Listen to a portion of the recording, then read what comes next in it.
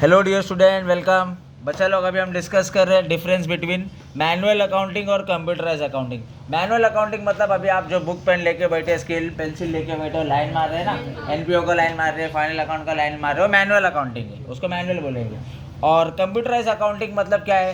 Computer के अंदर already systematic लगा रहेगा सब, खाली आपको क्या करना है, परचेज को उठा के प्लेस करना है ट्रेडिंग में, ठीक है। प्रॉफिट एंड लॉस क्या स्टेशनरी प्लेस करना है, सब रेडीमेड रहेगा, ठीक है। चलो स्टार्ट करते हैं। मीनिंग क्या है मैनुअल का? मैनुअल का मतलब ये है कि एक systematic in which we maintain the register, हम रजिस्टर मेंटेन करेंगे जर्नल का और लेजर का, बुक ऑफ अकाउंट के लिए। सिंपल है, उसको मैनुअल बोलते हैं। मैनुअल मतलब जो हाथ से रजिस्टर बना के रखा है, स्केल पेंसिल से लाइन मार रहे हैं, उसको मैनुअल बोलेंगे। और कंप्यूटर मतलब क्या? In this system of computerize accounting we use computer. हम क्या करेंगे इसके अंदर? कंप्यूटर यूज़ करेंगे या दूसरी सॉफ्टवेयर यूज़ करेंगे। सॉफ्टवेयर का नाम भी लिख दो, टैली, ठीक है। तो समझ में आया? मैनुअल मतलब क्या, हाथ से, और कंप्यूटराइज मतलब एक कंप्यूटर रहेगा जिसके अंदर सॉफ्टवेयर रहेगा जो अकाउंटिंग हो रहा है। पहला मीनिंग था। चलो नेक्स्ट। सेकंड है कैलकुलेशन मेक टोटल ऑफ। अभी देखो, मैनुअल में आपको क्या करना पड़ेगा? बैलेंस शीट बनाना पड़ेगा, मतलब पहला जर्नल बनाना पड़ेगा, लेजर बनाना पड़ेगा, फिर उसको टोटल निकालना पड़ेगा। जो बड़ा है दोनों साइड लिखना पड़ेगा, बड़े को छोटे से माइनस करना पड़ेगा, फिर लिखना पड़ेगा कैरी डाउन, फिर लिखना पड़ेगा ब्रॉट डाउन। उधर मैनुअली टोटल करना पड़ेगा आपको, बराबर है। इधर ऐसा करने की जरूरत नहीं है इन कंप्यूटराइज सिस्टम। और डिटेल्स टू रिकॉर्ड, बस रिकॉर्ड करना है, सिर्फ मेंटेन करना है। टोटल करके कैलकुलेशन करके कंप्यूटर इटसेल्फ दे देगा अपने को, ऑटोमेटिक कंप्यूटर ही लिख देगा। सिंपल है, डाउट है क्या? Next, ledger account. नेक्स्ट क्या है?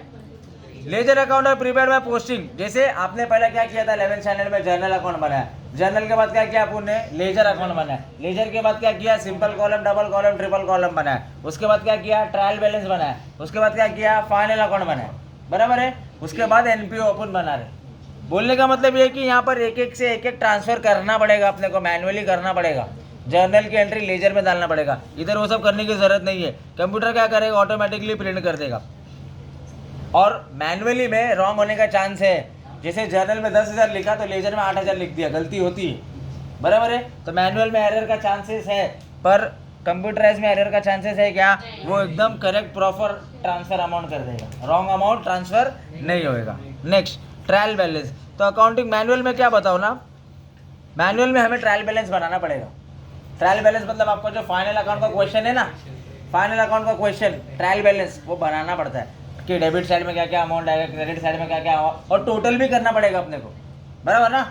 टोटल भी करना पड़ेगा। तो मैनुअल में अपने को ट्रेडिंग अकाउंट भी बनाना है, प्रॉफिट एंड लॉस भी बनाना है, वो सब बनाना पड़ेगा, टोटल करना पड़ेगा। और इधर वो सब चीज़ करने की जरूरत नहीं है। कंप्यूटर क्या करेगा? ऑटोमेटिकली ट्रायल बैलेंस बना देगा और ऑटोमेटिक उसका टैली करके दे देगा आपको, ठीक है। चलो next, adjustment entry record. Both journal entries and posting ledger will done manually. पहले जर्नल करेंगे, फिर लेजर करेंगे, और ये मैनुअली करते रहेंगे। मतलब bank account debit to cash account लिखना पड़ेगा आपको, समझे क्या? सिंपल है। और फिर उसको लेजर में डालना पड़ेगा अपने को। और यहाँ पर क्या बताएंगे? खाली एक एडजस्टमेंट आपको पास करना है, बाकी जो दूसरी एंट्री है ना वो लेजर में पास हो जाएगी। क्या बोला मैंने? जो दूसरी एंट्री वो लेजर में पास हो जाएगी। समझ में आया? सिंपल है। चलो आगे, फाइनेंशियल स्टेटमेंट। इधर क्या करना पड़ेगा ना, एकदम क्लियरली अपने को बैलेंस ट्रांसफर करना पड़ेगा। मतलब जर्नल से लेजर ट्रांसफर किए, लेजर से फाइनल अकाउंट में। तो फाइनल अकाउंट जब बनता है तो ट्रेडिंग अकाउंट से अपने को प्रॉफिट एंड लॉस में डालना पड़ेगा, प्रॉफिट एंड लॉस से कैपिटल में डालना पड़ेगा, फिर कैपिटल से अपने को लाइबिलिटीज में डालना पड़ेगा। मिस्टेक हो गया, सब रॉन्ग हो जाएगा तुम्हारा। मतलब क्या है, फाइनेंशियल स्टेटमेंट कैलकुलेट करने के लिए अपने को स्टेप फॉलो करना पड़ेगा। इधर ये सब करने की जरूरत नहीं है। We did not prepare any statement, manually कुछ करने की जरूरत नहीं है। बस आपने पोस्टिंग कर दिया, आपने एडजस्टमेंट कर दिया, ऑटोमेटिक वो टैली वैली करके आपको दे देगा, कैलकुलेशन करके आपको दे देगा, ठीक है। तो ये कंप्यूटर सिस्टम वैसा है। Closing the book. क्लोजिंग मतलब कैसा है? अभी आप टैली कर रहे हो, डेबिट साइड और क्रेडिट साइड को टैली कर रहे हो, तो जो बड़ा है वो दोनों साइड लिखेंगे, है ना। क्रेडिट साइड बड़ा है तो दोनों साइड लिखे, फिर उसको डेबिट से माइनस किया, उधर कैरी डाउन लिखा, फिर वो अमाउंट को नेक्स्ट ईयर लेके जाएंगे तो उसको ब्रॉट डाउन करेंगे। तो यहाँ पर वैसा करना पड़ेगा, ठीक है। फाइनेंशियल अकाउंट में क्या करना पड़ेगा? बैलेंस कैरी फॉरवर्ड मैनुअल करना पड़ेगा।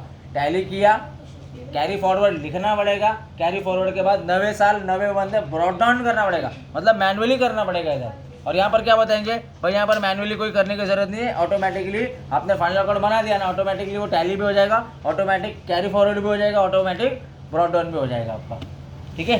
तो ये एकदम सिंपल सा डिस्टिंग्विश था मैनुअल और कंप्यूटराइज। चलो, thank you so much, all the best.